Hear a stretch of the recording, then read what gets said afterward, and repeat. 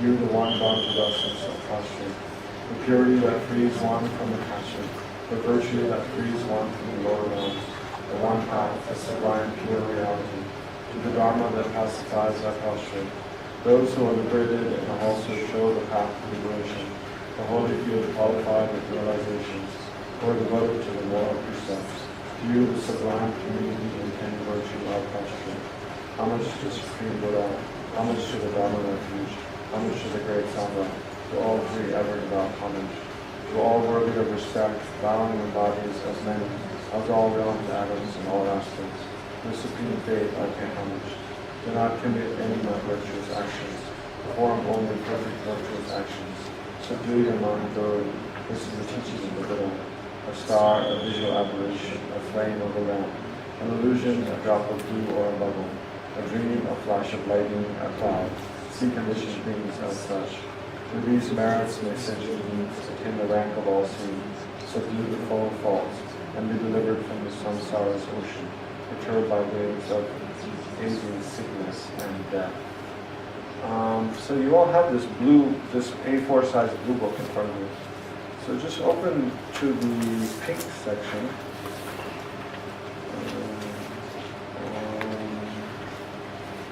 Page 9.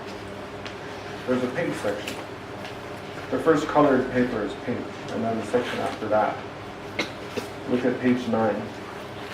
And there's a verse towards the bottom of the page. An indented verse. It says, I bow down to the mother of the conquerors. Yeah, there. I bow down to the mother of the conquerors. Yeah, so we'll read that verse first. Actually, this verse is usually in the most monasteries.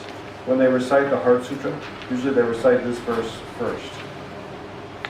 Okay. So we'll recite this verse and then go back to the prayer book and recite the Heart Sutra. It's in that book. Page. Look in the pink. Just give me a pages. The one that is indented. Give me that. It's the indented verse at the bottom of the page. I bow down to the mother of the conquerors of the 3 times, the perfection of wisdom, inexpressible by words or thoughts, which is unproduced and unceased like the entity of the sky, the object of the wisdom of unique knowledge. So then go back to the prayer book and the Heart Sutra. So we're on page 76, the Heart of the Perfection of Wisdom Sutra. I prostrate to the Arya Triple Gem. Thus did I hear at one time, the Bhagavan was dwelling on Masa Vulture's mountain in Rajagriha, together with a great community of monks and a great community of bodhisattvas. At that time, the Bhagavan was absorbed in the concentration on the categories of phenomena called profound perception. Also at that time, the Bodhisattva Mahasattva Arya Avalokiteshvara looked upon the very practice of the profound perfection of wisdom, and beheld those 5 advocates also as eminent in inherent nature. Then through the power of Buddha, the Venerable Shariputra said this to the Bodhisattva Mahasattva Arya Avalokiteshvara. How should any son of the living strain who wishes to practice the activity of the profound perfection of wisdom?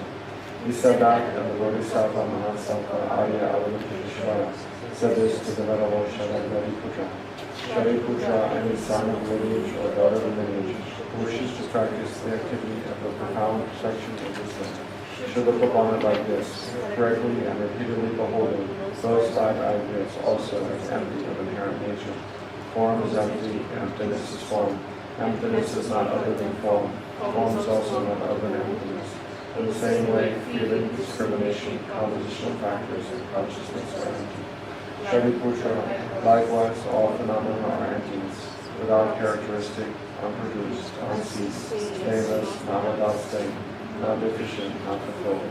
Shariputra, therefore, in emptiness there is no form, no feeling, no discrimination, no compositional factors, no consciousness, no visual form, no sound, no odor, no eye, no ear, no nose, no tongue, no body, no mind, no visual form, no sound, no odor, no taste, no object of touch, no phenomenon.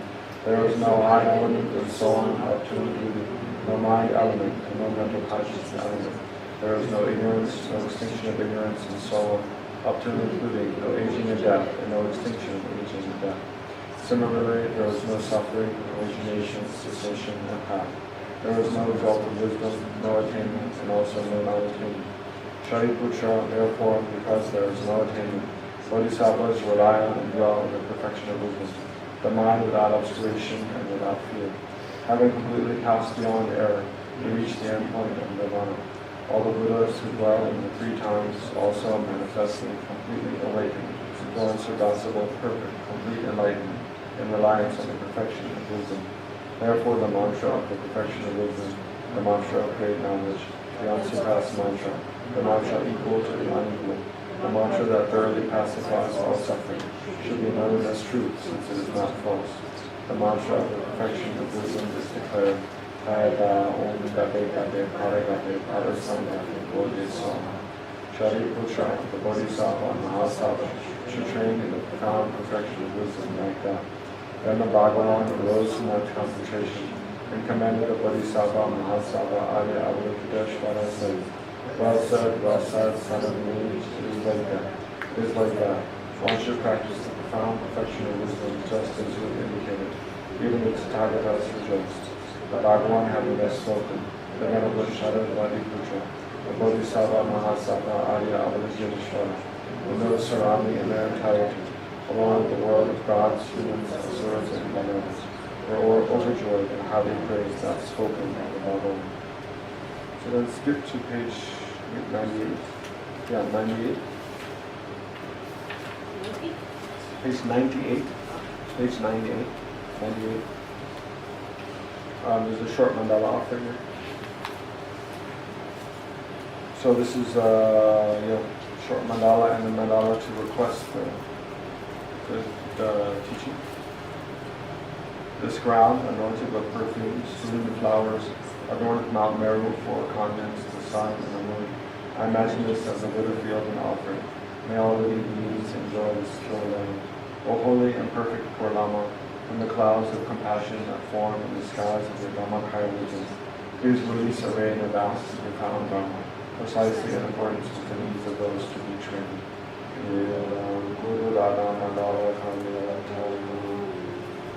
And then this verse of refuge and bodhicitta. So you notice in the third line it says, by the merits I create through listening to the Dharma. So the listening there is, listening to Dharma is specifically added for this context of when we're about to listen to a Dharma teaching. Then we think by the merits, I create, or actually the 2 collections of merit and wisdom, we create, then by that may I become a Buddha in order to benefit all sentients. Whereas usually, when you're not about to listen to Dharma, usually say, by the merits I create through giving and other perfections. Instead, you'll see in other places in the book, it'll say that instead. Giving and other perfections. Okay. But so you, the audience, because you're about to listen to the Dharma, right? So you say listening to the Dharma. But the person teaching the Dharma, because they're about to explain the Dharma, so they say in that third line, they say, through the merits I create through explaining the Dharma or teaching the Dharma. This is different. Okay. I go for refuge until I am enlightened to the Buddha, the Dharma, and the Supreme Assembly. By the merits I create through teaching the Dharma, may I become a Buddha in order to benefit all sentient beings. I go for refuge until I am enlightened to the Buddha, the Dharma, and the Supreme Assembly. By the merits I create through explaining the Dharma, may I become a Buddha in order to benefit all sentient beings. I go for refuge until I am enlightened to the Buddha, the Dharma, and the Supreme Assembly. By the merits I create through explaining the Dharma, may I become a Buddha in order to benefit all sentient beings. So there again, you should try to regenerate the bodhicitta motivation.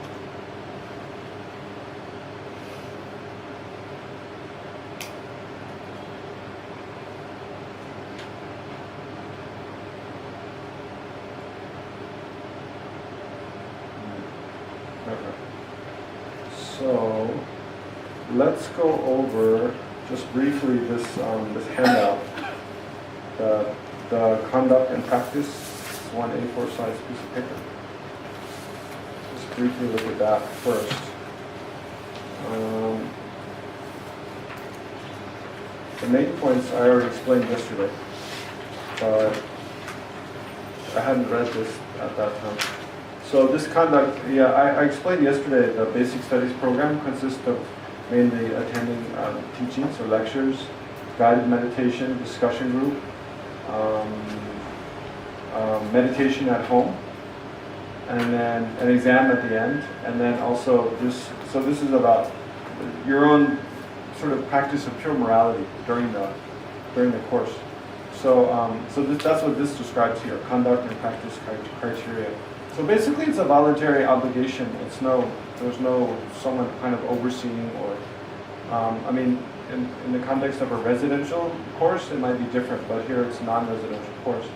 So the basic advice is just while you're engaging in this short course, I mean, the Heart Sutra, so now it's the Heart Sutra subject. So while you're engaging in the subject, just try to make special effort to pay attention to your actions of body, speech, and mind, and try to make special effort to refrain from non-virtuous actions or actions which are harmful to others. So for lay followers of the Buddha, those are subsumed in the 5 lay precepts: to not kill, not steal, not lie, not take intoxicants, and not engage in adultery or other sexual misconduct. So it's not the case, like I said yesterday, it's not the case that you need to take all those 5 vows. Oh, that would be excellent if you could take all 5 vows. But that means you take them for the rest of your life. So many of you might not be ready to make that kind of commitment. But if you could take any of those vows, but then again you have to have the opportunity to take them in a refuge ceremony, which is not so common. But even if you can't take the vow or would rather not take the vow, just try to, in your own mind, be aware of how engaging in killing, stealing, lying, sexual misconduct, and intoxicants, how all of those either directly harm other sentient beings, or like intoxicants, it leads us into being more prone to harm other sentient beings. And then try to refrain from those actions, to the best of your ability. And also other actions like becoming angry and acting out of anger, because it destroys harmony in the family or among friends, in organizations or at work. So anger is, the most destructive of the afflictive emotions. And then acting out of anger is something that is very destructive, for relationships with others. So especially also try to practice patience, try to practice loving kindness, and refrain from, if you can, try not to get angry. If you get angry, try not to speak and act motivated by anger, but just kind of wait till you cool off first and then think about what's an appropriate way to respond to a situation. Okay, so that's mostly what it's talking about here, and then it gives some quotations from Lama Zopa Rinpoche, which you can read on your own. Okay, so that's the conduct and practice kind of criteria or aspect of the course. Okay, so now look at the main, let's see, what should we look at first?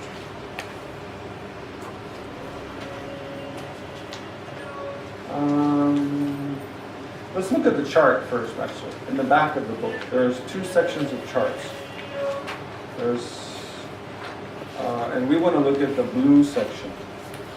So that's how, in this book, towards the back of the book, there's this color blue piece of paper. So just beyond that, there's one set of charts from Tenzin, which is a sister center in California, made in 2001. There are 5 charts. So we want to look at the first one, the 3 Dharma chakra charts. It looks like this, the 3 Dharma chakra. The chart of the 3 Dharma chakras. Okay. Everyone got it? One's more greenish, and one's more bluish.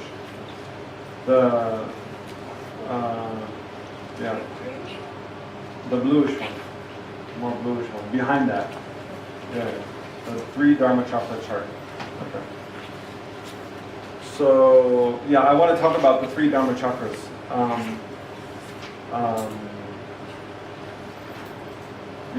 How would you say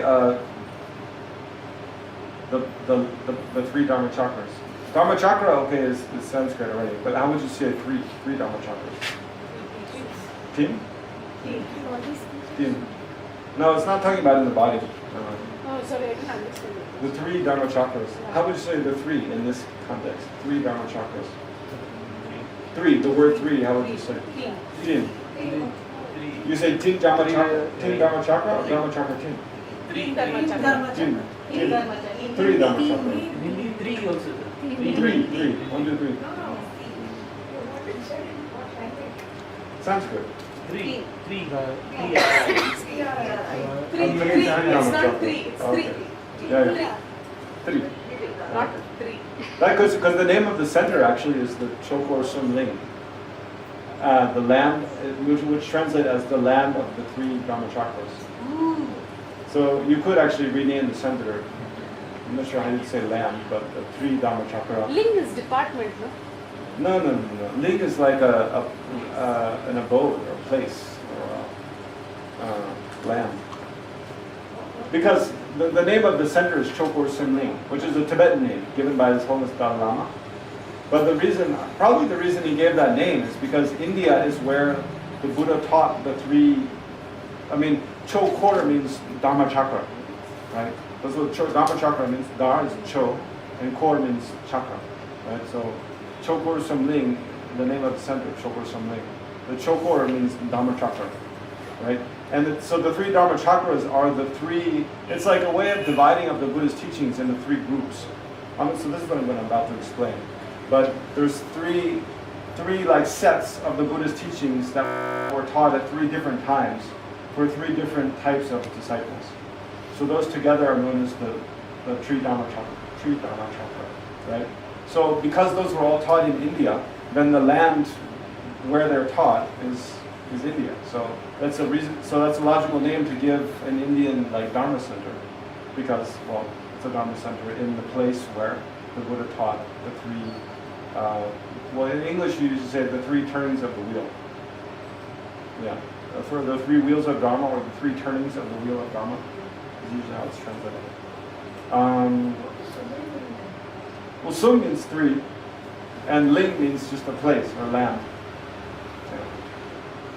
Okay, so the reason I want to explain this chart first is to give you a context of the Heart Sutra, right?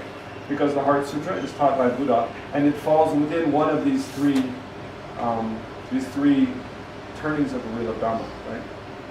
So it falls within the second of the 3. It's in the second. So maybe the best way to think about it first is like historically. So Shakyamuni Buddha was born and kind of grew up, was born say 2,600 years ago in the border area with Nepal, and currently Nepal and India, north of Patna, north of Gorakhpur. Sort of about halfway between Patna and Kathmandu. So then at the age of about 30, he left home to become a mendicant and to seek if there's a way to enlighten or not. And he practiced austerities for 6 years and gained very high levels of meditative concentration. And then achieved enlightenment at about the age of 36 under the Bodhi tree in Bodh Gaya, in current day Bihar. So that's kind of there's 2 ways of thinking about the Buddha's life. One way of thinking about it is just that he was born as more or less an ordinary person, but with very wholesome influence. So he was already a bodhisattva at birth. He was someone who had been practicing the path for many lives as an ordinary being or an Arya being. And so he'd accumulated so much positive karma, and merit, and wisdom. But he hadn't yet achieved full enlightenment. So then in this life, when he's known as Prince Gautama, or Gautama Buddha, then in that life he perfected, or he completed this long path which had started many lifetimes before. And he actually became enlightened in that life. So that's one way to think about it. Another way to think about the life of the Buddha, which is more according to the Mahayana, or the Sanskrit tradition of Buddhism, is that actually Shakyamuni Buddha was enlightened eons ago. Long time ago, he was already an enlightened being.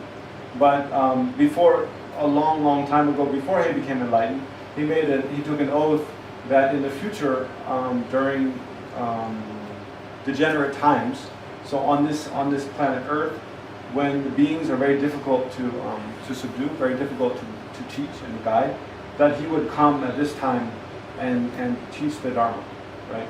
So then, although he was already enlightened long ago, then at this like 2,600 years ago, then he just showed the aspect of taking rebirth as an ordinary person and then practicing the path, and then showed the aspect of newly achieving enlightenment under the Bodhi tree. But actually, it's just like a kind of an appearance in order to show his disciples like how you practice, how you follow the path. So, okay, so that's just kind of a little bit of history. And then after the Buddha became enlightened, then it said at first he looked around in the 10 directions and he thought, nobody will understand what I've realized. Like, it's too difficult, too profound. So there's no one who will be able to understand and practice this path I've gained. But then, as the myth goes, then some devas, some deities appeared before him, and then they requested him to teach the Dharma, saying that no, there are some disciples, there are some people who have the capacity to understand what you've realized and to practice the path. So please teach the Dharma. I don't know. It's this kind of tales is kind of, you have to read into it, to get to understand like what the message is. In this case, it's probably something like, I mean, in Buddhism, there's very strong sort of, I don't know, custom, I guess, that so it begins with this story that you don't, as a Buddhist practitioner, so as you become someone who's more learned, more experienced, and maybe able to explain the Dharma to others, there's a custom that you don't just explain the Dharma to others without others first requesting it, right? So people first, people who are interested in Dharma, they should see something about you that they find, I guess, how do you say? Venerable.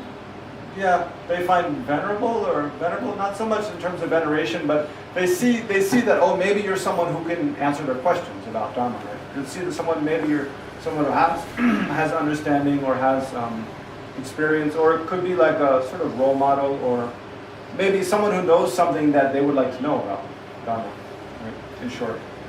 So that they ask you questions, they request you to explain something. So traditionally, you shouldn't teach. A person shouldn't just go explaining and teaching the Dharma to others without having been requested, because then it becomes just pushy. Basically, it becomes like proselytizing and pushing something on people when they're not really. Maybe it's not suitable for them. Maybe they're not interested, and maybe if they're not interested and you go kind of preaching, then it's counterproductive. It's counterproductive, right? It can even turn people away from Dharma, right? So, yeah. And also, I mean, the purpose of, the Buddha himself, his mission and the purpose of Buddhism is not to convert everyone in the world to one religion, or to make everyone. So the Buddha's purpose was not to make everyone like his followers. Rather, the whole purpose of the Buddhist teachings and the purpose of the whole institution of Buddhist religion is to relieve sentient beings of suffering, especially seeing that suffering all arises from afflictive emotions in the mind. So therefore, by bringing peace and joy, well-being to the mind, then relieve the suffering of beings and bring them to a state of lasting happiness, right? So. Okay, so then these devas requested the Buddha to teach. So then the Buddha, with his clairvoyance, looked around in the 10 directions to see, who might be suitable disciples for explaining the Dharma that I've realized. And then he saw that there were 5. There were 5 other mendicants who had practiced with him during 6 years of austerities before becoming enlightened. So this is along the Naranjana River, or in any area of Naranjana River in current day, like Gaya. So in that area. And so he looked with his clairvoyance to see where those disciples were, and saw that they were abiding in the Deer Park in Sarnath, which is just outside Varanasi. current day Varanasi. So the city of Varanasi already existed at that time, Benares, 2,600 years ago. I think it's the oldest, maybe the oldest continually inhabited city in the world. Yeah. So the king, I don't know, the king at that time or a previous king had designated this area of forest, which is like a park, where a lot of deer dwelled. So a deer park outside Varanasi, as a place where mendicants could come and stay and dwell and engage in their whatever spiritual practice. Yeah. So then Gautama Buddha gradually walked from Bodh Gaya along the Niranjana River, and then I don't know. Anyway, he gradually made his way to Deer Park, and then met those 5 disciples. There's a whole story about what happened and things, but in long and short, he taught them. He gave his first formal teaching, formal explanation of what he'd realized. Right. So his first formal teaching of a Buddhist Dharma. Right? So that historical event is called the first turning of the wheel of Dharma. Right? So that's the first time the Buddha gave a formal, kind of an extensive description of the Buddhist path that he'd realized and that he would be explaining for the rest of his life. Right? So that's called the first Dharma chakra, the first turning of the wheel of Dharma. So it happened. So that's in this chart here you see Dharma chakra. So at that time, the main thing he taught was the 4 noble truths, right? The truth of suffering, the truth of the origin of suffering, the truth of cessation, and the truth of the path. So that was the main thing the Buddha taught. Where did he teach it? Where was the teaching given? At Deer Park in Sarnath. And who were the primary intended disciples? From among the actual disciples were this group of 5 mendicants. Who are most fortunate, extremely fortunate, 5 retinue of 5 disciples. So, but in terms of the 4 Buddhist tenet systems, so if you already have some familiarity, you'll understand this. If not, then don't worry, I'll explain the 4 later. But there's the 2 Hinayana philosophical schools, which are the Vaibhashika and Sautantrika. Right?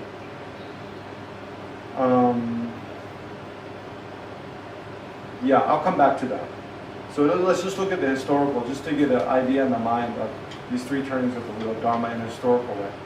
So then, so then the Buddha, he stayed with those 5 disciples for several months and continued to give them teachings and guide them in their meditation and their training.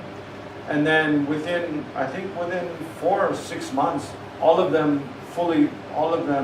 became Arya beings. They gained direct insight into the 4 noble truths, and some, if not all of them, all became arhats. Also, they completely abandoned afflictive emotions and the seeds of afflictive emotions. So they were the first. The first disciples of the Buddha, and the first disciples of the Buddha to achieve arhatship. Their names I don't remember, but okay. So that's the first turning of the wheel of Dharma. So that happened so the Buddha became enlightened, and then within the first probably 6 months, within a few months after he was enlightened, then he gave this first turning of the wheel of Dharma, and the main thing taught was the 4 noble truths. So why did he teach the 4 noble truths first? Because that would be the overarching structure for all of the Buddhist teachings. So all of the Buddhist teachings can be the 4 noble truths, then you understand really the basis for all of the Buddhist teachings. Just to reiterate, the 4 noble truths. The first is the truth of suffering. So here, there's many different kinds of suffering. You can think about, physical. The suffering of once we take birth. First, the suffering of birth. So taking this gross physical body from a previous life, taking rebirth into this gross physical body. Then, as soon as we take this gross physical body, then we inevitably experience like hunger, thirst, tired, having sickness, disease, rashes and boils and colds and flus. and then gradually from the moment we take rebirth, we begin aging. So the body begins aging, and then especially like after 30, 40, as we get, well, it depends on the time, but as we get older and older, we experience more and more the suffering of age, of discomfort as the body and the senses deteriorate. And then gradually, with birth, we inevitably experience death. So there's the suffering of death, whereby we're torn away from this strong identification with this body. Our mind separates from the body. We separate from all of the people we've known, all of that life, and all the things we're familiar with, and all of our possessions, and even our very name, right? We become separated from, and then go on to a future life. So this is just some of the sufferings described in the First Noble Truth.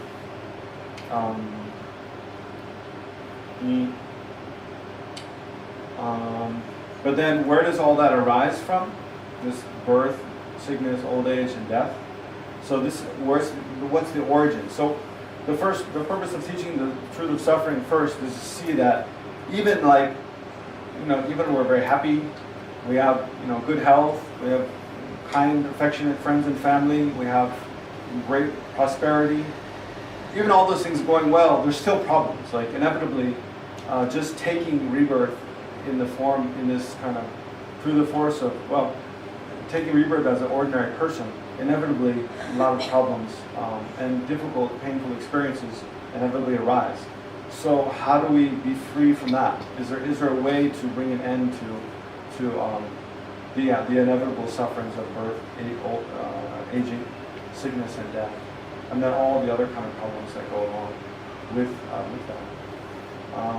So then, the reason for teaching the First Noble Truth was to cause us to question and see that, there's these kind of problems, and we need to find if it's possible we should try to find a way to be free from them, and if it's possible, we should do something about it, right?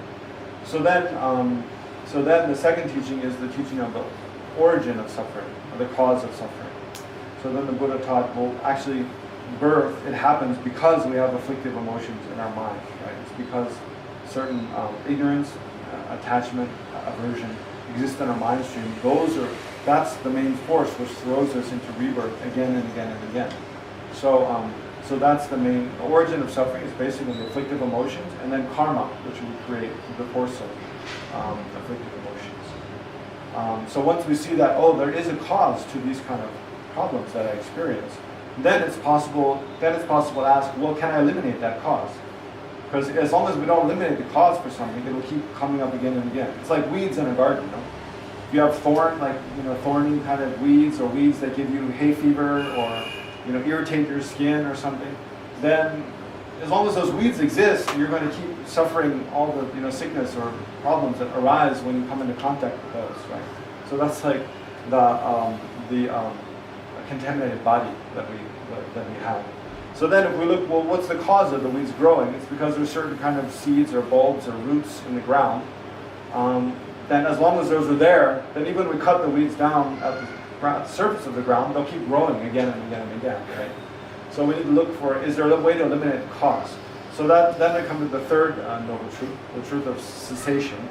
So there the Buddha explains, the fundamental cause of afflictive emotions in our mind, which causes to create karma, which causes to take rebirth in samsara, which causes us to experience so many problems, is ignorance, is grasping at the self, and exaggerating the reality of the self, grasping at the self in a way that it actually doesn't exist.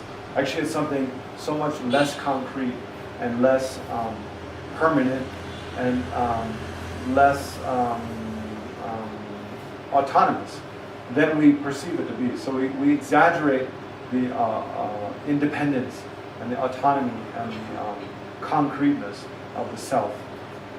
And that's the cause. So it's possible, so cessation of suffering, so when we say the truth of cessation means the cessation of suffering and the cessation of causes of suffering. So that's possible because the whole sort of palace of samsara is built on a faulty basis. So if we undermine that basis with wisdom and understanding the truth, so the basis of all samsara is a misconception, right? So if we eradicate that misconception of how the self exists by understanding the truth of how the self exists, then the whole palace, like a palace of cards, it all crumbles down and it ceases, right? And then we don't take rebirth through the force of afflictive emotions again. We don't take rebirth, therefore we don't experience sickness, we don't experience old aging, we don't experience death. Rather, we just abide in a state of peace and great happiness, right? So that's nirvana, freedom from samsara. So that's what cessation is the best cessation is actually the cessation of a fully enlightened being, but there's degrees of cessation before that. So this is the truth of cessation, the third noble truth. And then the last noble truth is the truth of the path. So how do we actually, if cessation is possible because it's possible to eliminate the root, the cause of suffering, the origin of suffering, then how do we actually do that? From now, starting now, what sort of path of practice do we engage in to bring about the cessation, right? So that's described in the fourth noble truth, the truth of the path. So that's what the Buddha taught in the first turning of the wheel of Dharma in Sarnath to these first 5 disciples. So, so like that. So then the time you'll see there's so then the second turning of the wheel of Dharma, the second Dharma chakra, which was so here look at the table. It says the name of the teaching, Dharma chakra, teaching the lack of intrinsic identifiability. Actually, that's more like a description. I mean, the name is the second turning of the wheel of Dharma, or the middle turning of the wheel of Dharma. It's also called Polo Barba. But you can also see, the first is Denshi Polo, teaching the Dharma chakra of the Four Noble Truths. The second is Polo Barba, you should say, the middle turning of the wheel of Dharma. So, so the middle of turning of the wheel of Dharma is when the Buddha taught. So this happened about, you'll see in the commentaries, there's discussion about what time it happened. Some say it happened 1 year after the Buddha was enlightened. Some say it happened like 12 years or 15 years after the Buddha was enlightened. So we'll discuss that more later, when it happened. The place of the second turn of the wheel of Dharma was Vulture's Peak in Rajgriha. So that's it's near Bodh Gaya. From Bodh Gaya, it's about 1.5 hours drive. There's very good roads now. Vijush Kumar has done a great job for increasing tourism in Bihar. But yeah, it's about 1.5 hours drive from Bodh Gaya. At that time, there's kind of a ring of mountains. There's the low mountains there. I mean, generally it's a quite flat plain. But in that area, there's low mountains that sort of are in a ring. So it creates a naturally very protected area. So it was a flourishing city and the center of the Magadha kingdom at that time. King Bimbisara was the king at that time, and he was a great devoted follower of the Buddha and a great sponsor of the Buddha. So he gave one mountain or several mountains for the Buddha and his followers to live on and to dwell on whenever they came to that area. So there's many places in that area. There's the Vulture's Peak mountain is up on one side, and from it you can see down this whole area in the middle protected by other mountains, and then there's a ring of mountains around. And actually they built a huge wall. It's still the foundations of it are there, about as wide as this from the edge of this, I don't know what you call it, the altar there, from the edge, about that wide, maybe even wider. It's very wide, maybe like 10 meters wide wall, very thick wall protecting. Anyway, so to walk up from the foot of the mountain, to walk up to the top takes about an hour, 45 minutes, an hour. And so it's on top of this mountain. It's not at the very top, it's kind of one shoulder of the mountain. So in that place is where the Buddha would often stay. There's many events in the Buddha's life actually happened on that mountain.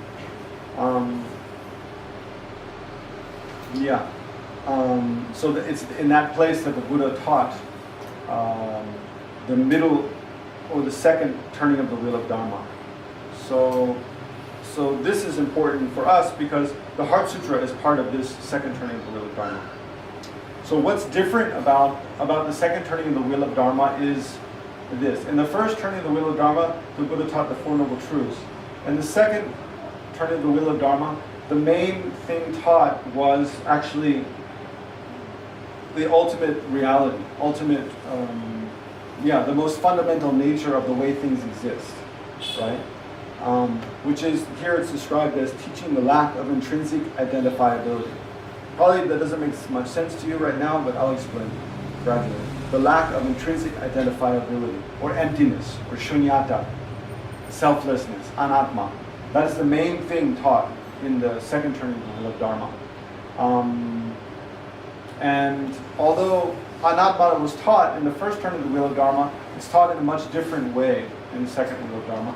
Turning of the wheel of Dharma. Also, in the second turn of the wheel of Dharma, while the explicit topic is the shunyata, or emptiness, or the lack of intrinsic identifiability. It's kind of a strange term to use here. Or emptiness. The main explicit topic taught is that, but the implicit subject is the Bodhisattva path. Also, so it's during this teaching of the wheel of Dharma, the Buddha taught how do Bodhisattvas practice, right? And the six perfections. So the Bodhisattva's path is mainly described in terms of the six perfections. The perfection of morality, the perfection of giving, or generosity, the perfection of morality, or ethics, the perfection of patience, and the perfection of joyous effort, enthusiasm, the perfection of meditative concentration, and the perfection of wisdom, right? So but all of those first five perfections, they're all leading up to, or a basis for, the perfection of wisdom, right? So that's why the Heart Sutra is called the perfection of wisdom. And these sutras that are taught in the middle turning of the wheel of Dharma are all, I think they're all perfection of wisdom sutras. I'm not 100% clear, but they're mostly the perfection of wisdom sutras, where they lay out the Bodhisattva path, how to become a fully enlightened Buddha, right? So that's another difference with the first turning of the wheel of Dharma. In the first turning of the wheel of Dharma, the Buddha didn't teach the Bodhisattva path. He didn't explain how do you become a Buddha. He more was focused on explaining how do you become free from samsara, right? So Buddhahood is like way up here, and freedom from samsara is way down here. Oftentimes people mix up the two. They don't, if some people don't study Buddhism or study well, they often don't understand the difference between mere nirvana, which is freedom from samsara, and the state of full enlightenment, which is something much more. So the main difference is the state of full enlightenment is, well, on the side of qualities, you have the person who's fully enlightened has much stronger and much more all-pervasive compassion and loving kindness on the one hand. And also, on the side of wisdom, they have much deeper understanding of the truth of the ultimate reality. And also the mind there's a lot of subtle obscurations that the mind is free from, right? So the ability of the mind to know phenomena is much more vast and much more powerful, right? So we say a fully enlightened, one of the main qualities of a fully enlightened being is they're omniscient. Everything that's possible to know, they know, right? Whereas a person who's merely achieved the state of nirvana, there are a lot of obscurations that they haven't eliminated. So although they've eliminated all the forces in the mind which cause a person to take rebirth and to exist, which cause a person to take rebirth again and again and again through the force of karma and afflictive emotions. So they've eliminated all that, but there's a whole set of much more subtle obscurations that prevent the mind from knowing everything that's possible to know. And those obscurations, which are called obscurations to knowledge, they have not eliminated. Right? So a person who's merely achieved nirvana, they have not eliminated this whole set of obscurations, which a fully enlightened being has eliminated. So we can talk about that more later, but for now it's important just to understand. In the first turning of the wheel of Dharma, the Buddha was mainly emphasized teaching the Four Noble Truths, in order to teach the disciples of that set of sutras how to achieve the mere state of freedom from samsara, liberation from samsara or nirvana, right? Whereas in the second turning of the wheel of Dharma, the Buddha taught a whole different group of disciples who were generally like much more capable, much more intelligent, much more spiritually advanced kind of group of disciples, how to achieve the state of full enlightenment, which is something much more beyond, right? So he taught the Bodhisattva path, right? The Bodhisattva path is the path to full enlightenment, as opposed to merely the path to a state of freedom from samsara, or nirvana, which is mere freedom from samsara. So it's very different. It's kind of like teaching someone how to go to Hyderabad as opposed to teaching someone how to go to like Beijing. You know? There's a big difference. All right. Okay. So then in the last column of that, the primary intended disciples from among the four tenet systems are the Madhyamaka. Right? So this is the highest among the four philosophical tenet systems in Buddhism. The Madhyamaka is the highest. So in terms of teaching reality, this is the most profound Dharma chakra. And then we come to the third Dharma chakra. So in terms of tenet systems, this was taught to the Chittamatra, or mind-only school, which is a middle sort of tenet system. It's higher than the Vaibhashika and Sautrantrika, but lower than the Madhyamaka. So the third turning of the wheel of Dharma, again, teaches good discrimination. So the name of the teaching is the last turning of the wheel of Dharma, or the wheel of Dharma teaching good discrimination or fine discrimination. So here it means discriminating between what is truly existent and what is not truly existent. I'll come back to that. But first, so this was taught in Vaishali, which is a city in current day where? Bihar also? Vaishali? Okay. So it was taught in Vaishali. I'm not sure, this one I don't really know the history of very well. Who were the people who requested the teaching, or who were the main disciples who were there? I'm not sure. But this was later. It's called the third because it's the last. And they're named the first because in terms of sequence, one was taught first, one was taught second, and one was taught the third. So this is the third one. And also the timing, I'm not sure. I'm thinking at least 15 or more years after the Buddha was enlightened, he taught this. Okay. So that's the three turnings of the wheel of Dharma. So to explain though the name of the last one, the teaching of good discrimination or fine discrimination. So here it's important to know a little bit more about the three teachings of the wheel of Dharma. Right? So how do I say? Well, I just say it like this. In the first teaching of the wheel of Dharma, the Buddha taught that everything is truly existent. Everything has true existence. So what does that mean? It means that, well, you could say like this. It means that for external things that we perceive with the senses, they exist in the way they appear to the senses. Right? For things that we see, hear, taste, touch, the way our sense consciousness perceive those things is basically the way they exist. They, first of all, so one way of thinking about the things existing, having true existence, is that the way they appear and the way they actually exist are in concordance. They're the same. So there's no difference in the way they appear and the way they actually exist. They do appear in the way they exist. And another way of thinking is that, so according to, in the first teaching of the wheel of Dharma, the Buddha taught that, the way we perceive things with our senses, that's the way they exist. And also, things have, everything that exists in the world exists from its own side, or through the force of its own characteristics. There's another way of thinking this. It means, when we think of,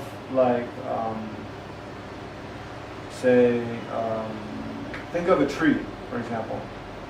When we see a tree, first of all, we perceive the color, the shape. If we touch it, we perceive the texture. If we smell it, there's a smell. So all those aspects of the tree, actually the way they arise, the way they appear to our senses, is the way they actually are. They exist in that way.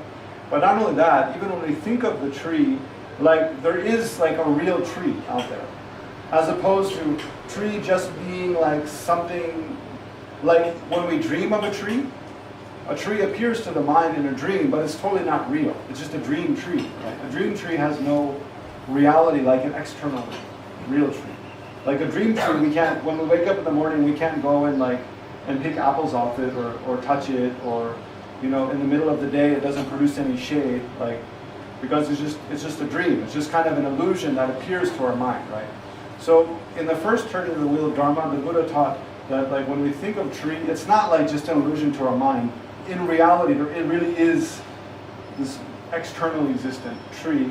And also it's not just a projection of the mind, it's also not something that just exists independent upon being imputed by concepts. There is a real like treeness there. A what? A tangible reality. Yeah, there's a tangible reality. There's a concrete reality to treeness. Like tree isn't just a concept that we come up with and we label upon a collection of leaves and branches and bark and stuff like that. It's like there is a real kind of like it's like Plato's ideals a lot, but I won't go into that. But it's more like there's a real treeness to the tree. And when you search for tree, you can find something concrete and say, this is the tree. Right? So in that way, everything exists like that, truly existing, according to the first turning of the wheel of Dharma. But then, in the second turning of the wheel of Dharma, complete opposite.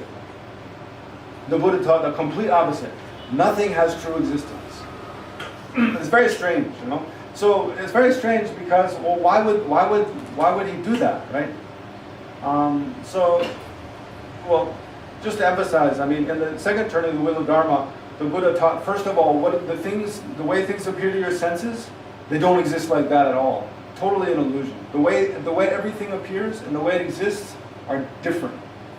So you can't believe any appearance. Like the way when you see things, hear things, taste things, touch things, the way it appears to your senses is totally an illusion. It doesn't exist like that at all.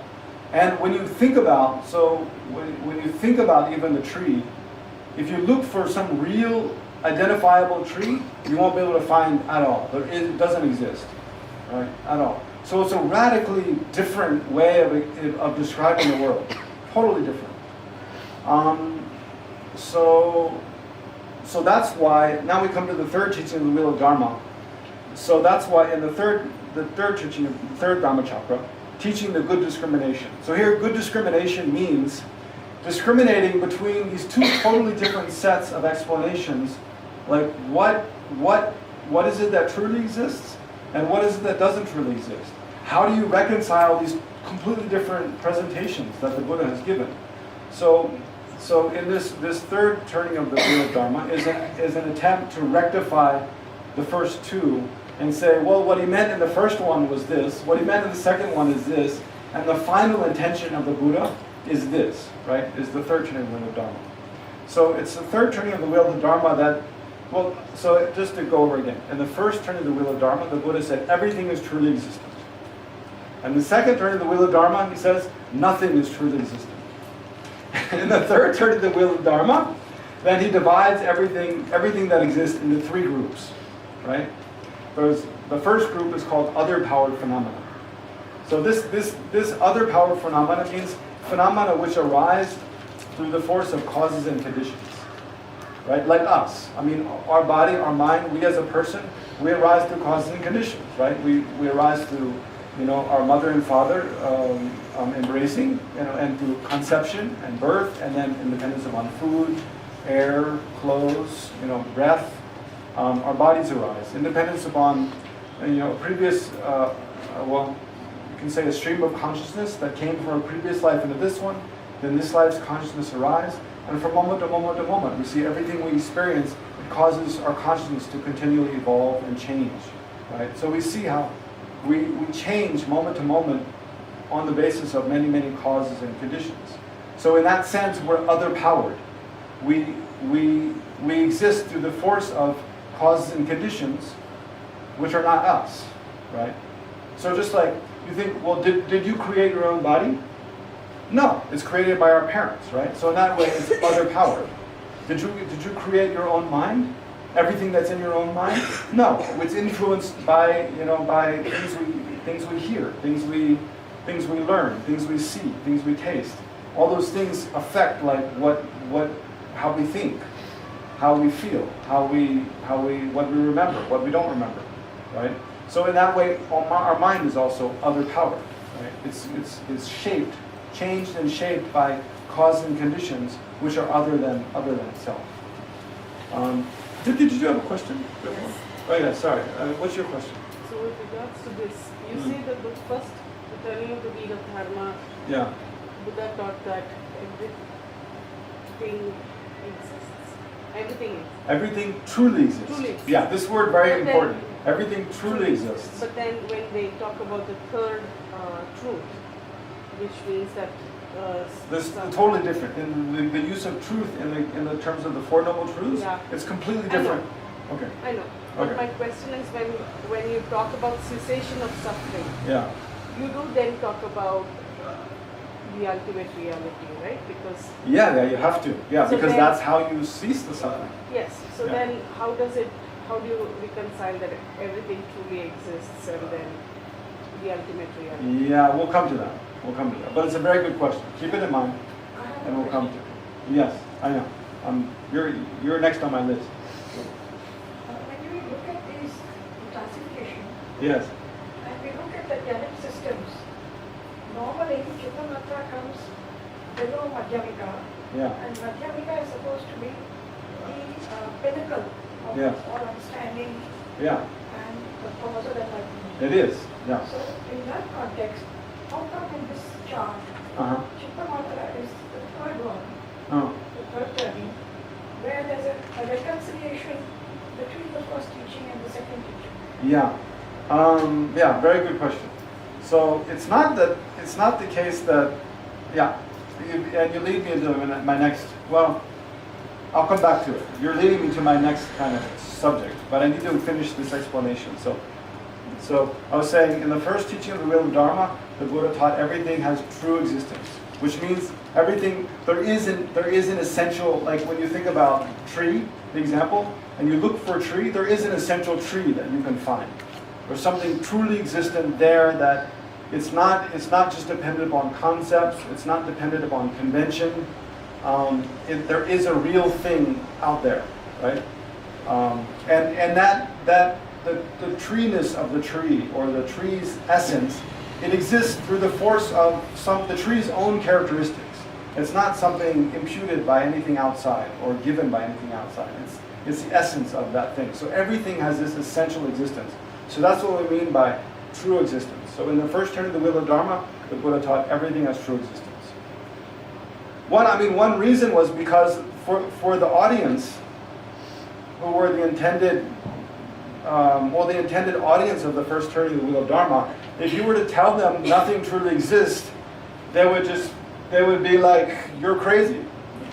Get lost. Like, you're totally off your head. Like, there's no way that that's possible.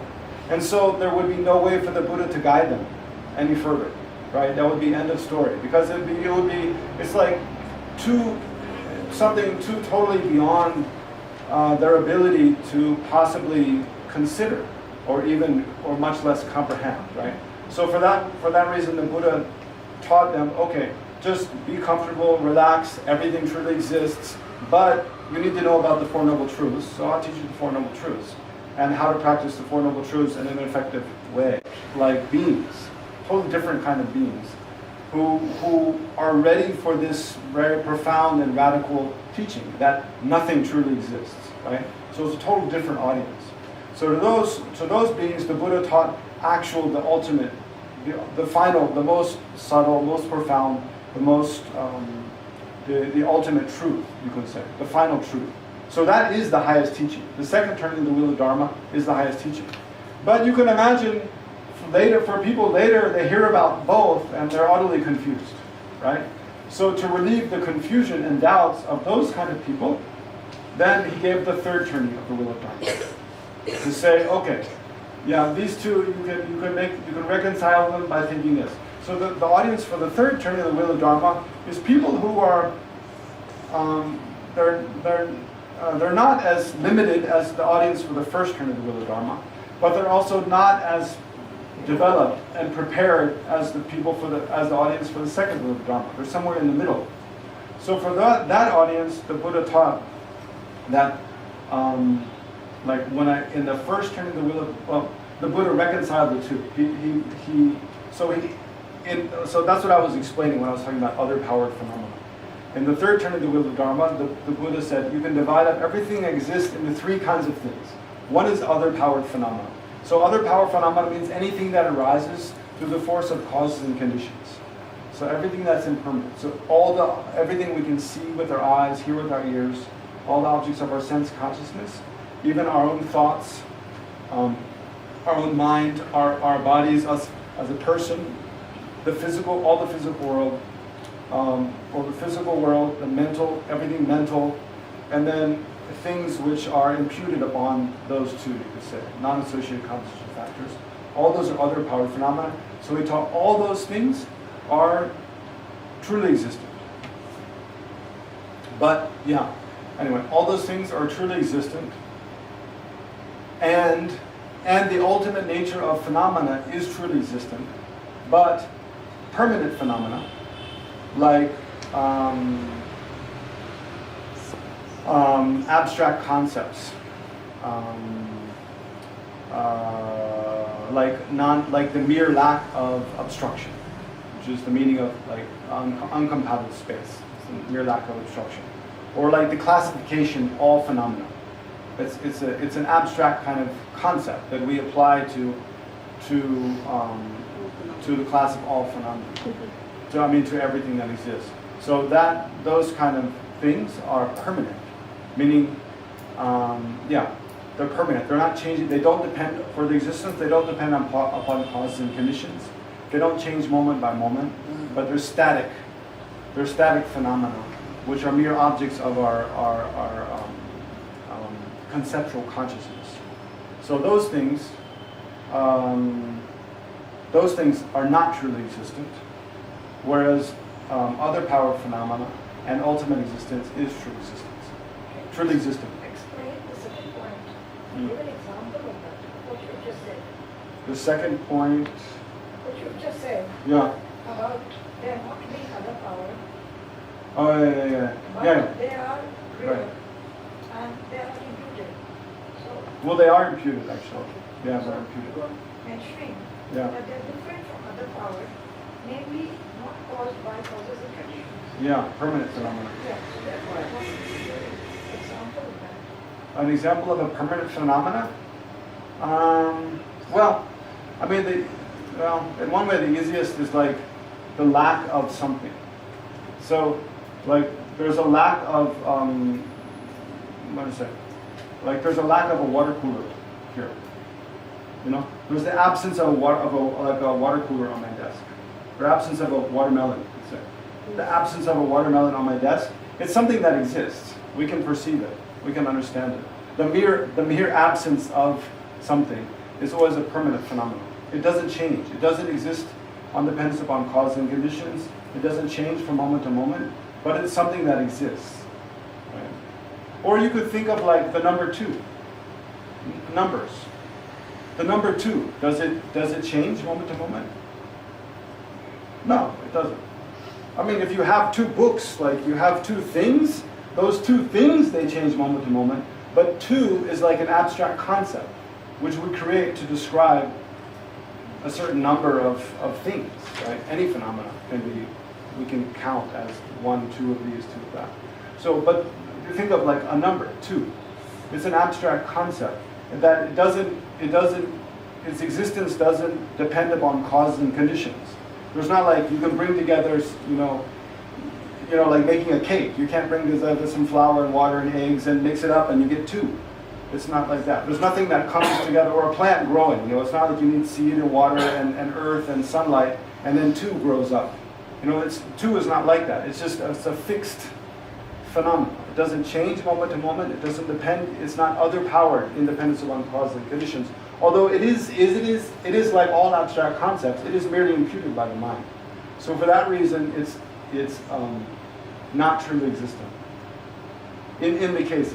But yeah. So in the third turning of the wheel of Dharma, in short, though, the Buddha divided all phenomena into three: other power phenomena, which is all impermanent things; then the ultimate nature of all phenomena, yongzhu, means it's also, in this context, it's called a thoroughly established. But it means the ultimate nature of phenomena. Those two things, he said, are true existence. So then he's saying, in the first turn of the wheel of Dharma, when I said all things are truly existent, what I meant was those two things, other power phenomena and ultimate nature of everything, or thoroughly established. Those two things are true existence. And in the second turning of the wheel of Dharma, when I taught nothing as true existence, what I meant was merely that what I meant was permanent phenomena, other than the ultimate nature of phenomena. Permanent things don't have true existence. So he divides up. So that's what in the third turning of the wheel of Dharma, where it says the good discrimination or fine discrimination means dividing up all phenomena into those which have true existence and those which don't, and thereby reconciling the first two. But again, that third turning of the wheel of Dharma was just taught for people who they couldn't fathom or accept the teaching, the second turning of the wheel of Dharma. The second turning of the wheel of Dharma is the highest, and the Heart Sutra, which we're about to study, is part of the second turning of the wheel of Dharma. So, yeah. With that, maybe can you ask me in the break? Next question. Yeah. So with that, Could you please just repeat this one? repeat the third turning of the wheel of Dharma, No. the Heart Sutra. No, the third. Okay. What do you want me to repeat? The third part of the third. Thoroughly established. The third part of? Thoroughly. Three types.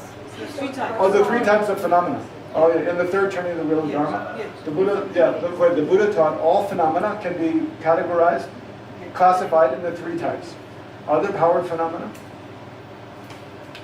thoroughly established phenomena, as the actual technical term, thoroughly established That's the phenomena. second one. Yeah, that's the second type, thoroughly established phenomena, and those two are truly existent.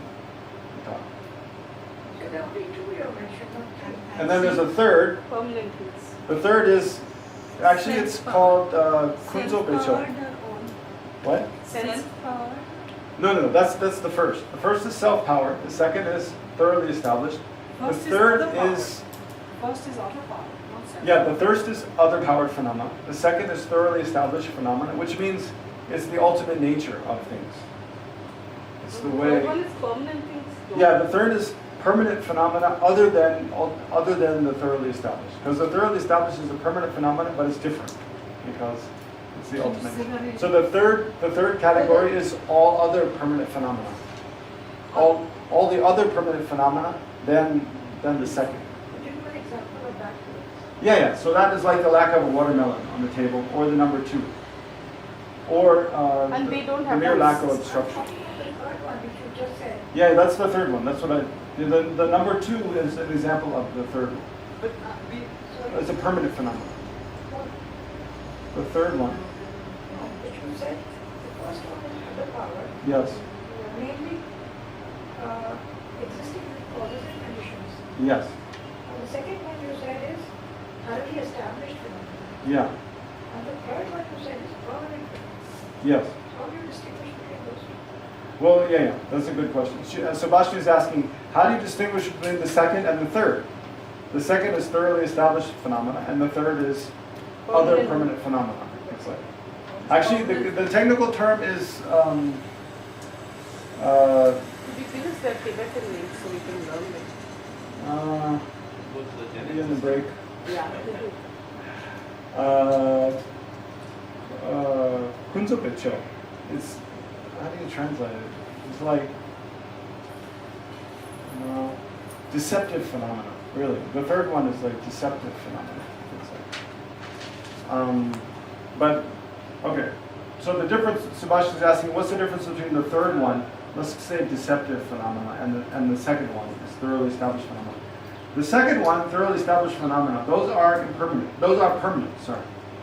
those are permanent, but it's the ultimate nature of things. The most fundamental reality of things are all that second. And that is a permanent phenomena, but it's special because it's the ultimate nature of things, so it's different. Whereas everything else that's permanent, falls in the third category. That's why I say other permanent phenomena or deceptive phenomena. So like the number 2. Come talk to me in the break. I'll clarify. So we take a break now for 15 minutes. There's tea and snacks over here. Then just come and help yourselves to some coffee and snacks. That venerable also just give 15 minutes, let him also enjoy his coffee. I think maybe you could take this up after the break. Others may have the same question that may not have asked it. I Sure. do. I have the same question. You do? Yes. Okay.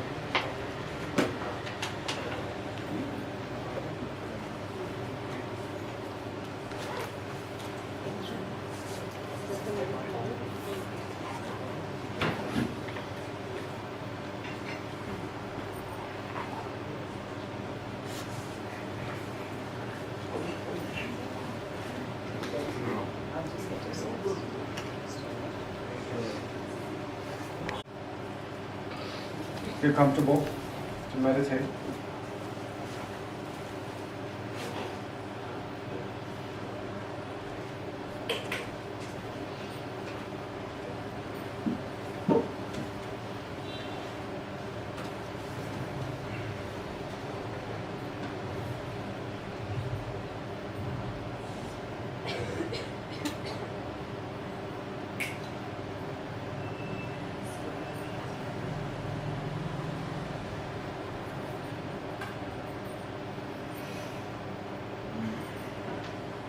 So we'll do meditation on other powered phenomena, right, and impermanence. Right? So I was speaking about describing in this context of the third turning wheel of Dharma.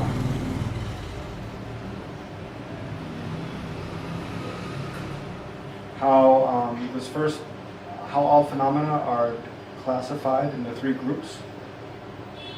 And the first group is called other powered phenomena. So what that other powered means is that it's phenomena that they arise through the force of other things, meaning basically causes and conditions. So then I was describing how, for example, our bodies arise through the causes of our parents and their parents and their parents and their parents on back infinitely. And then also arise, from day to day, month to month, year to year, independence upon food and air and clothes and shelter and so forth. And also our minds arise independence upon causes and conditions. So in this meditation, let's just, and then another characteristic of other power phenomena is that they change moment to moment. They're continually changing without cease. So we'll look at those 2 characteristics, right? So let's look at those 2 characteristics. So first of all, just reflect. We'll think or ask the question, what are all the impermanent phenomena in the world? Just in your own mind, try to make a survey of everything that exists and think, well, what are things that are impermanent things versus permanent things? So again, the main distinguishing factor is impermanent things, they're continually disintegrating or changing moment by moment, transforming every moment without cease. They're continually transforming into something else or changing. Whereas permanent things, like the number 2 or the absence of like a watermelon on the table, they're not changing moment by moment. So first of all, just in your own mind, make a survey, think of all the things that exist and try to distinguish permanent from impermanent things, and then think what are all the different impermanent things that exist.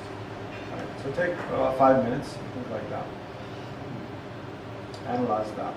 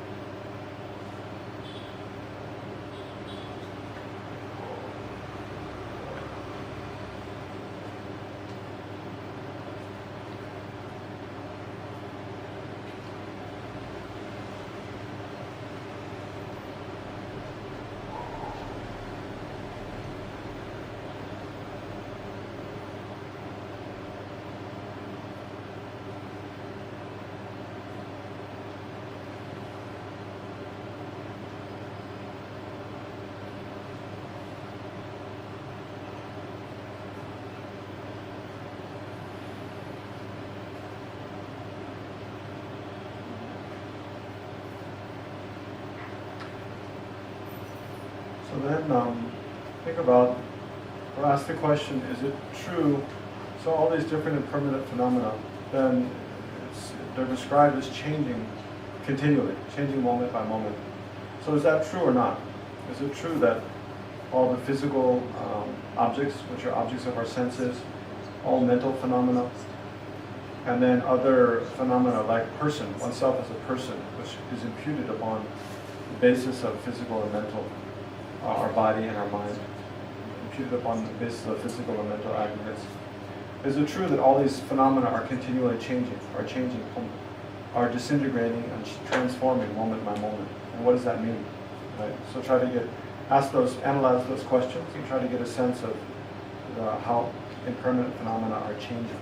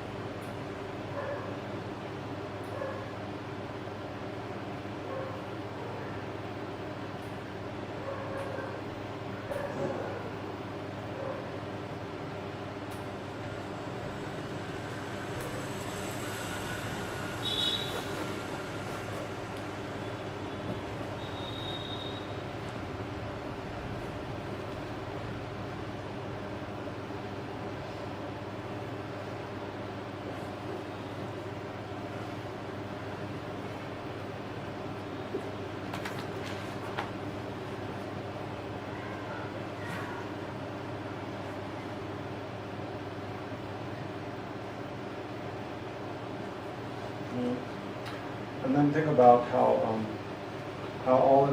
what it means that all impermanent phenomena are other powers. So how do impermanent phenomena depend upon causes and conditions? Is it true that in every moment they're produced by causes and conditions? For example, when something is first produced, like one's body, for example, when it's first produced, then in every subsequent moment, does it continually depend upon further causes and conditions or not? Or you can think in terms of other external objects like trees or houses or cars, or your mind. So think how is it that impermanent things are other-powered in the sense of depending upon causes and conditions? What does that mean to depend on causes and conditions?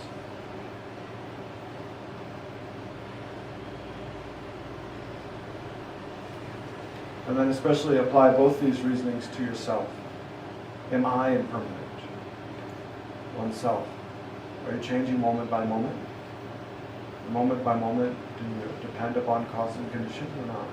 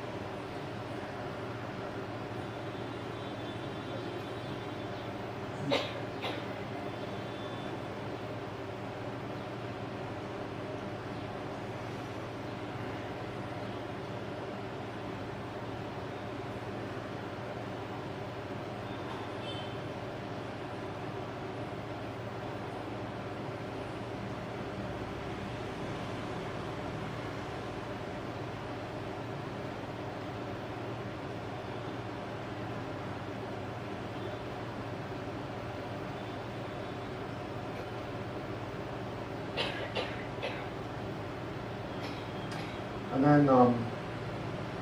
then, finally, there's the question, is there anything about oneself that is permanent? So is there anything, any aspect of yourself, or any part of yourself that's permanent? Or is it the case that every aspect of us, every part of us is something impermanent, that's changing?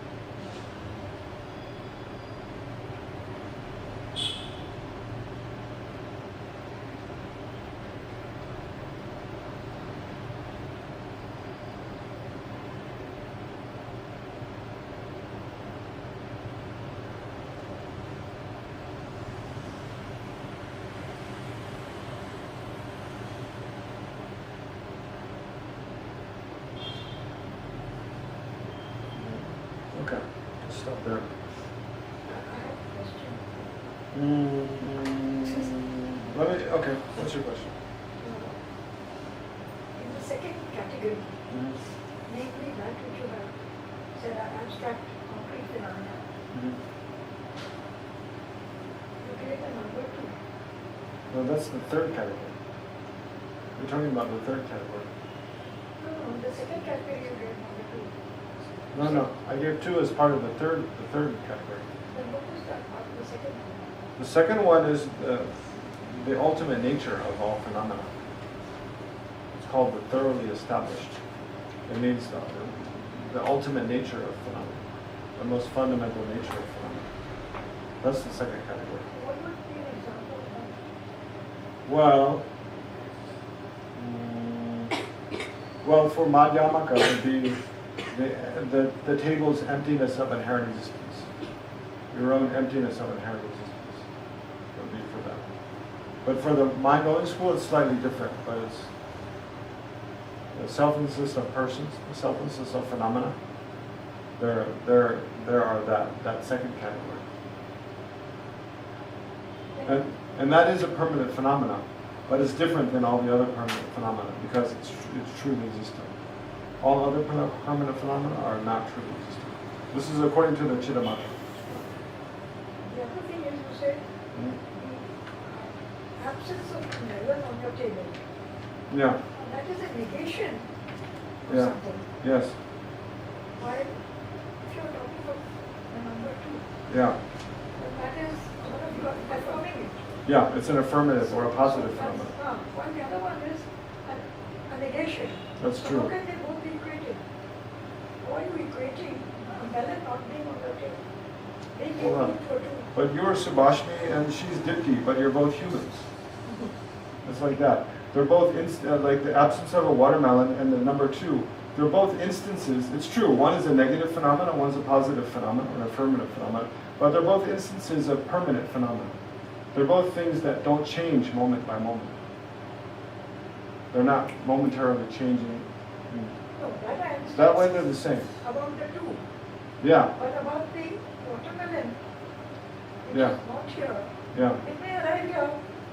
Or somebody may bring a watermelon, put it No, we're not talking about, I'm not positing the watermelon which is not here. The mere absence of a watermelon. Yeah, I'm talking of the absence only. Yeah. The absence can be remedied by buying a watermelon, putting it on your table. Yeah, then the absence disappears. But it's not changing, but while it exists, it's not changing moment by moment. That's true. If I bring a watermelon and put it here on the table, then the absence of a watermelon on this table, it ceases to exist. But in the meantime, while there is an absence of a watermelon on the table, it's not changing moment by moment, and it doesn't arise through. It's not like a sprout or something that arises through causes and conditions and changes moment by moment. It's just a static. It's just a static like fact about the table or about what exists, like that. Anyway, those are the three categories then to make clear. There's other power phenomena, which is anything impermanent. There is the ultimate nature of things, which is called thoroughly established, which is a permanent phenomena, but it's a special case, right? And then there's all other permanent phenomena, which are also called deceptive phenomena, because the way they appear and the way they actually exist is different. What is the example of number 2? 2 apples. What's the example of number 2 is just, what do you mean? I'm giving number 2 as an example of a permanent phenomenon. I'm talking of the second point you made. Emptiness. No. 2 is not an example of emptiness. 2 is an example of a No. permanent Here, category. no. The The second point 2. The Point 2, the thoroughly I'm asking about the points. You said ultimate nature of phenomena. Yeah. No, you were saying that there are 3 categories. Yeah. I just gave an example of the second thing is the emptiness of persons, emptiness of phenomena, emptiness of inherent existence. So I just said that. You're talking of the ultimate nature of reality Yeah. as number 2 category. Yeah. And the number 3 category of permanent phenomena. Yes. Giving the abstract categories. Yes. Yes. Correct. Okay. Any other questions? Yeah. Is dream permanent phenomena? What? Dream is a permanent phenomena? Dreams. What do you think? Yes. Dreams? Dreams comes out without any cause and condition, and it's There's no cause of your dreams. I don't know. When you're dreaming, do your dreams change, or they're just static? So it remains the same. Change. So, permanent phenomena don't change. Is your dream just changing like once, or it's continually changing? Continually. It's continually changing, right? It's permanent, impermanent. But the dreams, one first dream, Yeah. there is no particular root cause.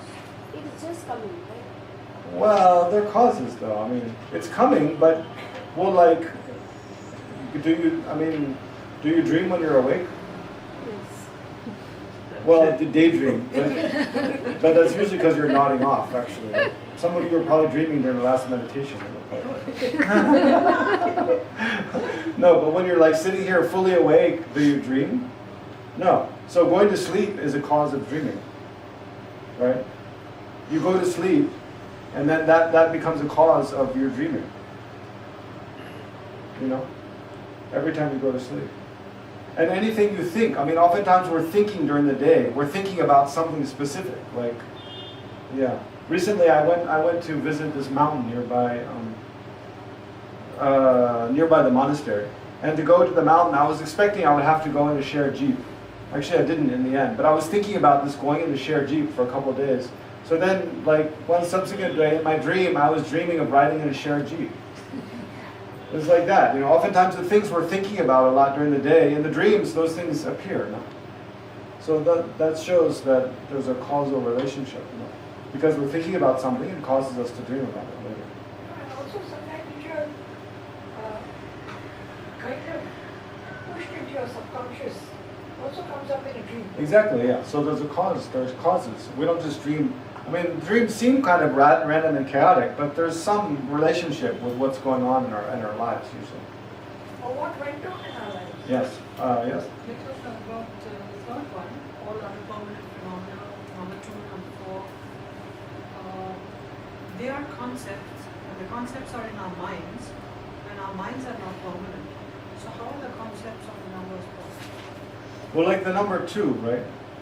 Well, when we say something is a concept, concept can have two. I mean, in English, it's a very ambiguous term, concept. In English, concept can both refer to a thought that you're having, which is something impermanent. But if you say like 2 is just a concept, in that case, it's not referring to the thought 2 in your mind. 2 is referring to the object of the thought, that it doesn't have like, it's not like an object of the senses in the external world. It's just a mere kind of, no. Yeah, in this table where there's the first one, the Sata, there's the 4 schools listed in this table, right? In the Vaibhashika and Sautantrika, they don't accept each other, they disagree. Then the Madhyamaka, it doesn't accept those. Or the Chittamatra doesn't accept the others. They all have their own way of explaining the ultimate nature of reality is the main thing. And then other aspects of the path, many different things. They each have their own reason.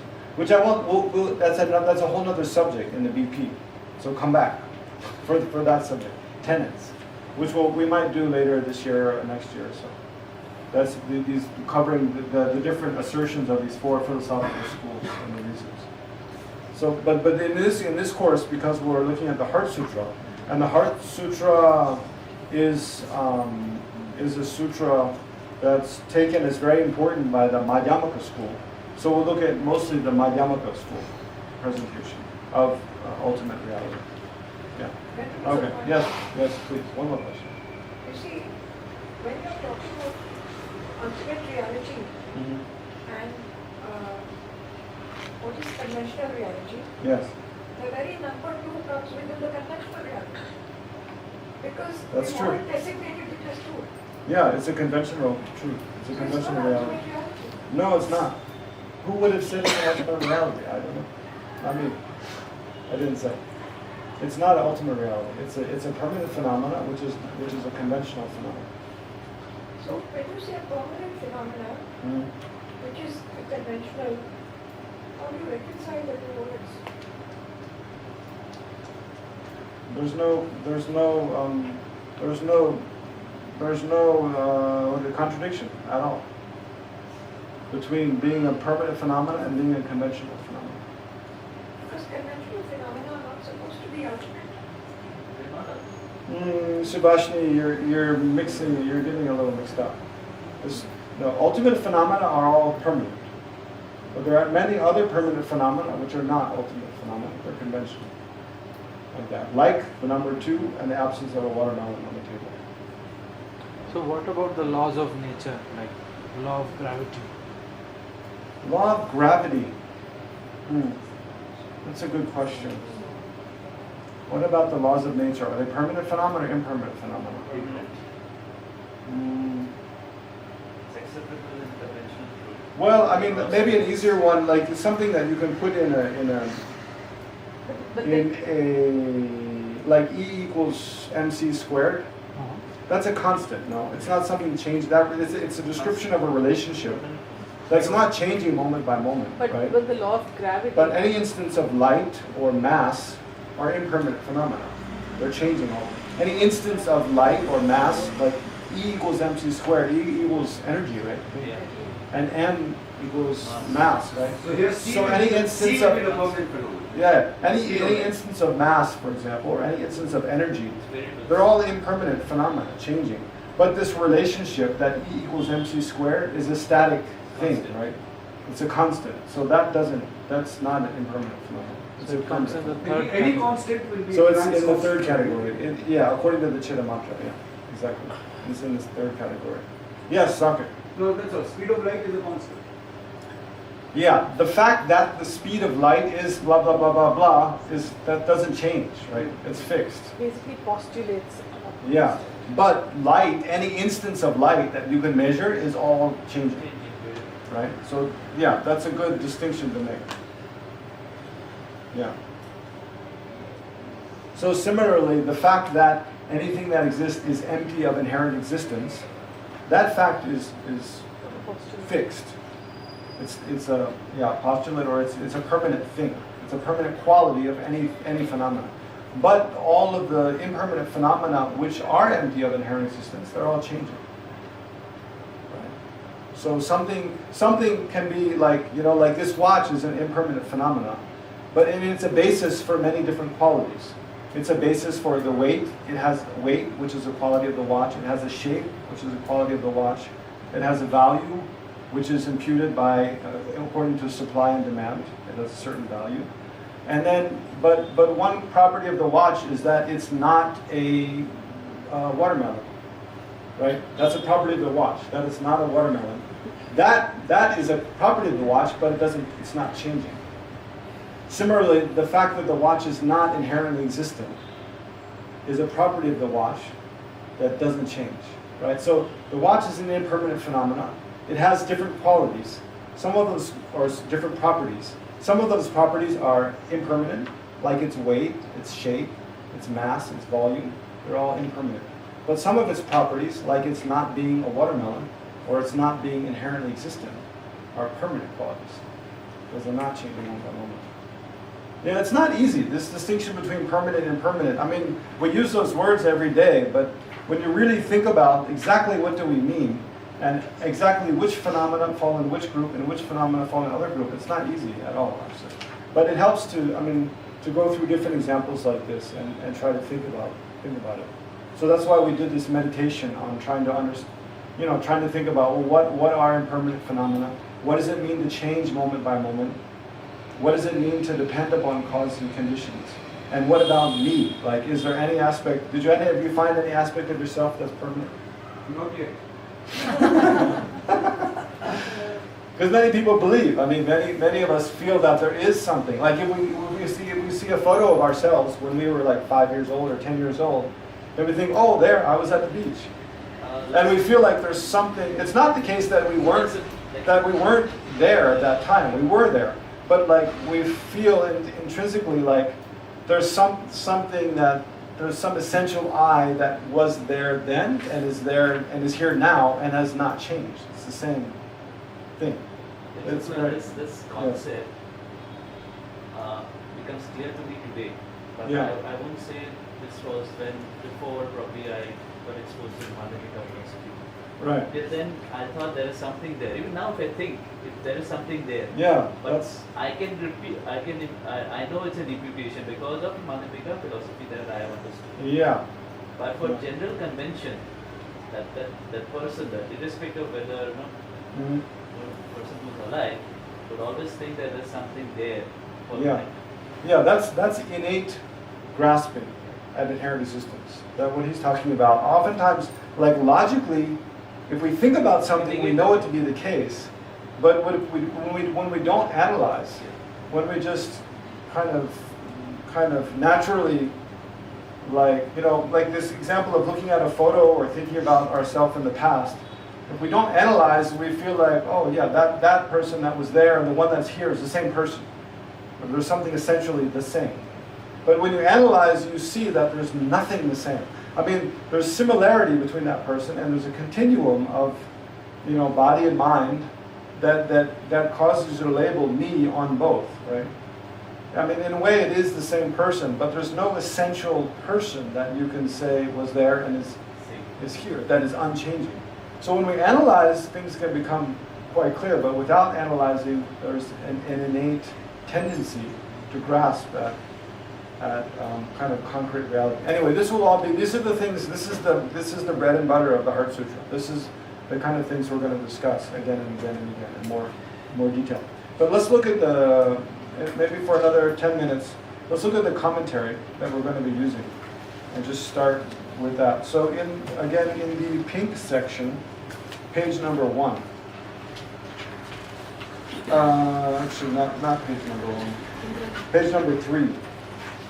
So in this A4 size blue booklet, in the pink section, page right from towards the beginning, page number 3. Page number 3.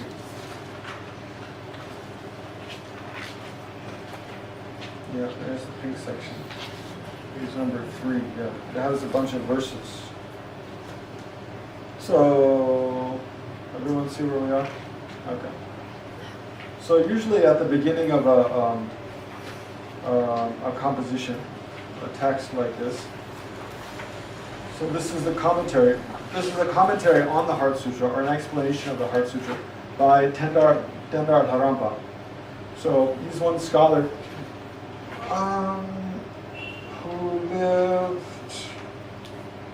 I'm not sure, I think within the past 300 years. He's kind of a recent scholar in that way. It just says date. What's that? Number 3. There's a footnote number 3, but I'm not sure if that's about Tendar Dharma. Nawal degree? Nawal Osang. Yeah, that might be another name of this. Oh. Yeah, I'm not sure what are his dates, but anyway, he's a kind of within the last 300 years or so. He's one scholar. Yeah, Larampa is a Geshe degree, so he probably is that level of Geshe. Okay, so this is called Commentary on the Heart Sutra, a jewel illuminating the meaning by Tendar Dharma. So it's a tradition at the beginning of a composition like this to offer praise to the Buddha, and then the Buddhist scholars of ancient India. So here you'll see he offers praise to Nagarjuna and Asanga, and then praise to one's own teacher. You offer prostrations and praise to one's own teacher. And then you make a promise to compose the text. So the reason prostration is offered to one's own teacher and to the Buddha and other scholars of the past is to create merit at the beginning. First of all, it's like a way of, again, recognizing that these teachings have come down from the Buddha, and have been passed down through many generations of Buddhist masters of the past. So as a way of paying respect to them. Also as a way of making people aware of the lineage of the text, but also as a way of, by paying respect, to create merit in order to create causes to be able to complete the composition. of the text is one reason for offering homage. And then usually so this is a tradition from ancient India. Often commentaries have a homage or praise at the beginning. And then they often have what is it? Basically a promise or take an oath, like to compose the text. So that also acts as a condition to actually finish completing the text. So like one of the most famous is Shanti Deva's at the beginning of Bodhisattva's way of life. Then he says something like, although I'm not very learned, I'm not skilled in writing poetry and so forth, but in order to make my mind more familiar with these ideas, then I'll write this text. So most of the ancient Buddhist texts, they have these features at the beginning. So let's just briefly read through. There's these five verses. It's all poetic kind of stuff. The bee of clear awareness gathers the honey of the precepts from the Kadam instructions. So Kadam is what does it say? Kadam. Kadam is refers to this. The several generations of Buddhist scholars and practitioners in Tibet after Dipankara Srijnana went to Tibet around the 9th, 10th century. Then there was a big resurgence of Buddhism and Dharma practice in Tibet. So there's this couple generations of practitioners that refer to as the Kadam because they take Ka means the word of the Buddha and Tam means as personal advice. They practice in such a way that they take all the teachings of the Buddha and the ancient commentaries as personal advice and try to put it on the practice. So he's paying homage to them. The bee of clear awareness gathers the honey of precepts from the Kadam instructions. Contentment that comes from the good taste of the doctrine. So here the doctrine means the Buddha's teachings. So he's saying there's a certain contentment, a special contentment that comes from tasting through practicing the Buddha's teachings.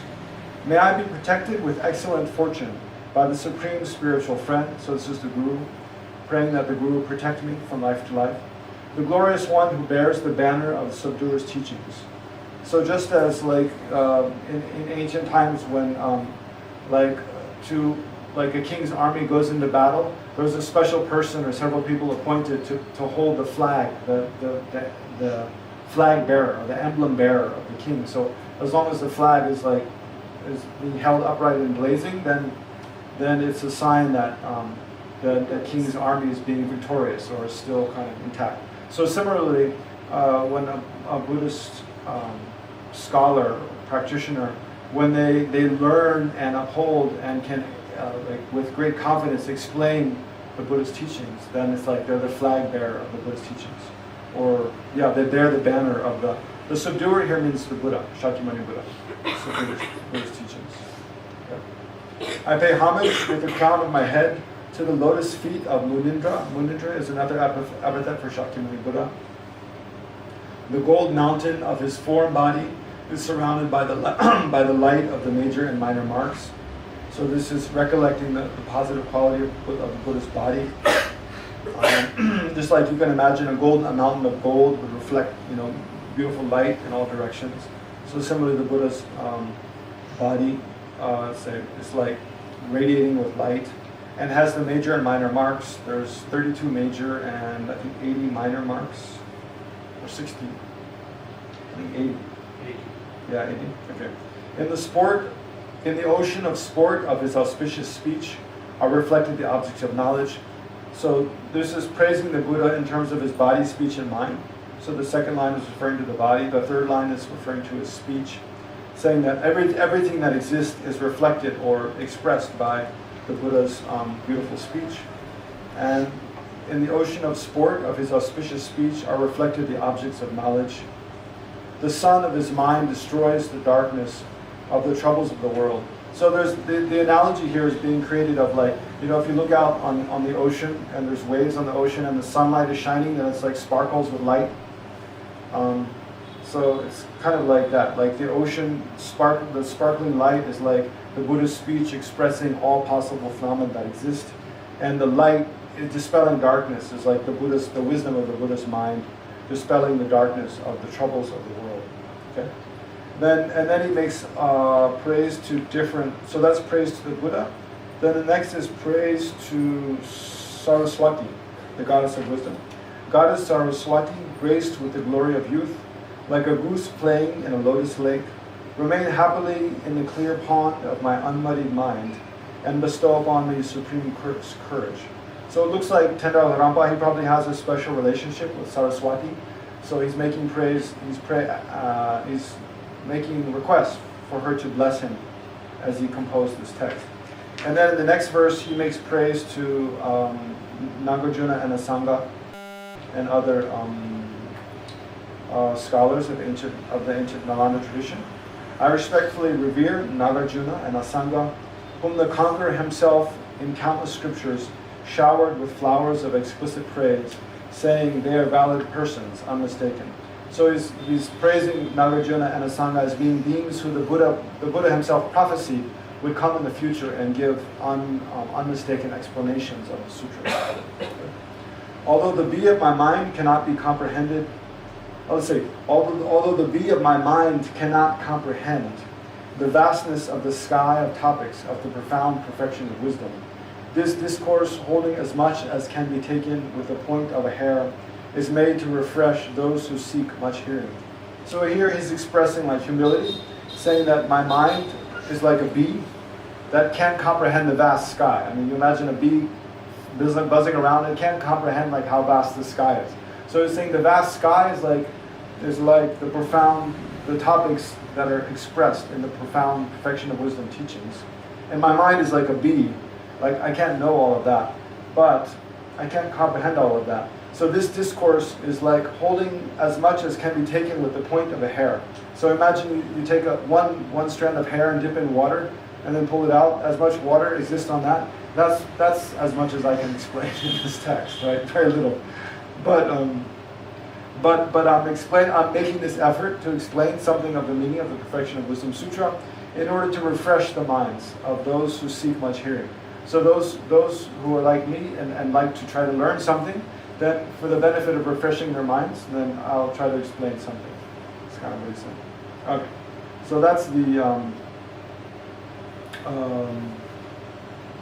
yeah. So also in the context of that, he says like the purpose of explaining. There's something called the Godron Knot. Yeah, he's explaining the purpose of writing the text is to refresh the minds of those who like to learn.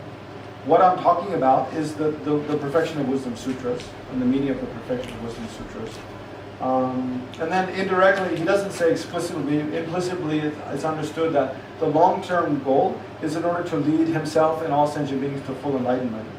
And then he'll do that by expressing the meaning of the Perfection of Wisdom Sutras. Okay. And then he makes a promise to compose the text, which is in the last line. Is made to refresh those who seek much hearing. Here, okay, so that's the homage.